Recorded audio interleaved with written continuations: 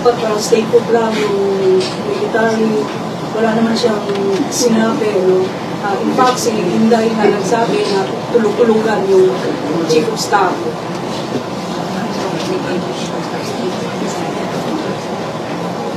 Paano daw makakatulog yung AFP Chief of Staff?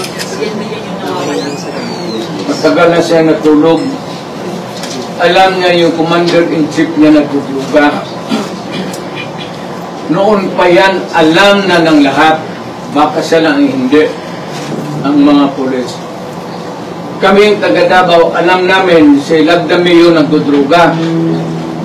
Kasi kasama namin siya palagi dito sa diyan kay Pedro.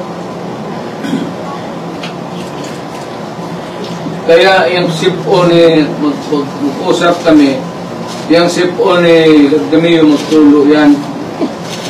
Hindi niya alam nagtulo yung sipo niya. Minsan gano'n na lang yan.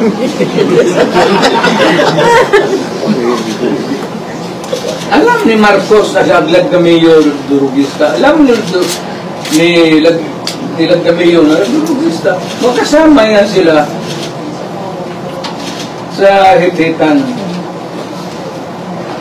So, another appropriate question would be yung ito with sincerity.